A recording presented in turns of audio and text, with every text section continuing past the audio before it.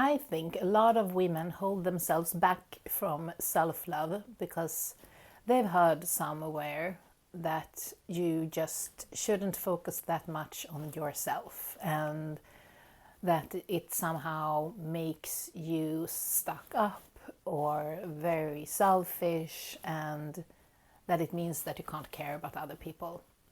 And today I want to show you what it has actually meant for me.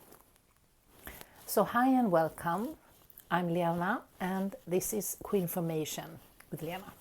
So this is a space for you, for women in midlife who feel a bit lost. And maybe you have focused on everyone else but yourself. And now you sort of woke up and you don't recognize yourself anymore.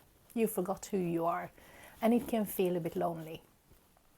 So I am here to remind you that it's not too late and you still have so much to look forward to, and you have that inner queen that we all have. And you just have to find her because she's buried behind a lot of things that might not even be yours. Like this whole self-love thing. We are taught so many things. We pick up things from our parents and from society, and we think that it's true when it's actually not. And this whole self-love thing, it's a bit of a, I don't know if I want to say buzzword, but I think that it kind of gets thrown around a bit, that it's also maybe people don't really, it kind of loses its meaning because we're not talking about it maybe like we should, I believe.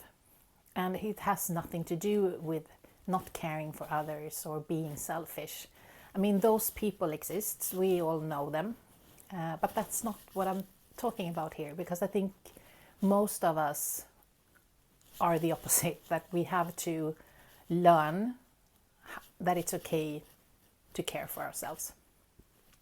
And if loving yourself sounds a bit too much, because if you're down here, it can feel like a big step. Just saying I love you to yourself can feel really, really awkward and scary and something that you can't really relate to. Then just begin with acceptance. Self-acceptance. Just begin to like yourself. Self-acceptance is huge.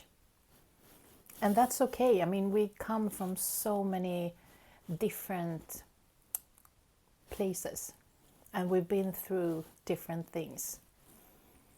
And this is important to reflect upon, because it's part of your story and part of the things that you grew up with, and so many different things that we have to work through. And one of the things that I discovered when I began doing this work myself, it was that my parents never said I love you to me when I grew up. And I've had a great childhood. I've always felt loved. I mean, I've not been neglected. They've done a lot of things for me, so I've felt it in the way that they acted towards me, but I never heard the words I love you. And I didn't really reflect upon it before. I was aware of it, but I didn't think that it had affected me as much, but I can see now that it has. And we've talked about it. My father passed away many years ago, so I haven't spoken to him, but I've talked about it with Mum. And I mean, she never heard it growing up, and I can guarantee you that my dad never heard it. So they were not taught to say it, and they never did. But they didn't mean anything by it. It didn't mean that they didn't love me. It was just a different way of showing it. But of course, I never heard it, and then it affected me and how I felt about myself and how I could love myself if I didn't hear it from anyone else. So think about these things and what your parents also might have gone through, just to get a deeper understanding of where you're at and why you are in the place that you are. Because for me it's self-love to me is a lot of daily choices. And this is not something that you just wake up magically all changed. You've changed everything, and that would be perfect if that was the case. For most of us, it doesn't happen that way. So it's also how you speak to yourself. And in my last video, if you haven't watched it, it's about mirror work, and that is part of this. So go back and watch that video if you haven't. But all these little choices, how you speak to yourself, about boundaries, what you say yes to and what you say no to, and being okay with things happening and people leaving your life, and being okay with not being understood. And I think that also the truer we are to ourselves, and the more calm and confident, and the more you love and accept yourself, the less you care about being misunderstood. Because people who get you will find you when you become truer to who you are. So for me, when I came to this place of love and acceptance, I felt okay with sharing things about my life and about me that I haven't done before. Like the spiritual side of me, for instance, which is something that I've never talked about earlier because I was afraid that people would think that I was super weird. But this is a big side of me. And I believe in something bigger. I don't know what to call it necessarily. That's not important. But just that there is more to this human experience than we can see. And that has helped me a lot in this journey. So for me, self-love has meant how I see myself, and in the mirror as well, to see my body for more than just how it looks. All the other things that it has done for me, taking me through pregnancies and carrying me through all the eating disorders and the way that I've treated myself and the way I've spoken to myself over the years. It's always been there, but I have never accepted it. I've just kept punishing it in different ways. So this has also been part of the whole self-love journey. For me, it has been a part of, it's affected all areas of my life.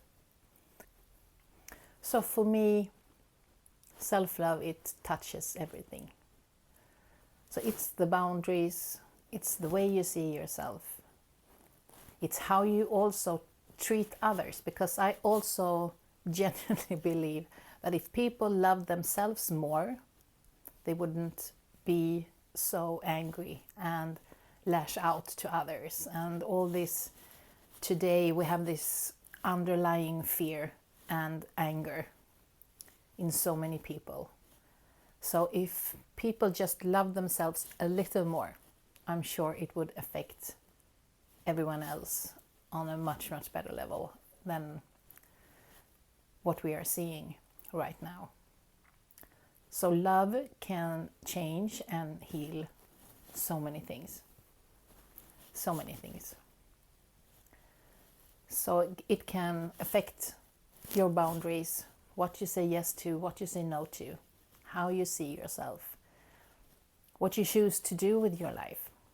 I dream so much bigger now. I have dreams, I have goals, I have visions for my life, what I want to do, where I want to go. And I wouldn't have that if I didn't have a love and acceptance for myself, because I would never believe that I could do it, and I wouldn't even really maybe feel worthy of them or see that it could be for me. So I think that you can understand where I'm going with all this, and also how this can be reflected in your life if you began doing this work for you, where you could actually go and what you could be doing with your life if you began loving and accepting yourself just a little bit more today. So if this is something that you want to work with much more, we do that inside the program Unleash Your Worthy Woman, which is a program for midlife women where we go through all these things. And self-love is it's a big part of it, because it's such a big part of the foundation that you can create a beautiful life on then. Because one thing that we hear a lot is that women can't be old, and we can't do this and we can't do that. But there is so much more to life, and you can choose not to listen to that, and you can listen to me instead. So come and join me. I would love to be there for you during your journey, and just send me a message, an email. There is more information in the description, and we'll take it from there. But for now, thank you so much for spending this time with me, and I look forward to seeing you again in my next video. Lots of love.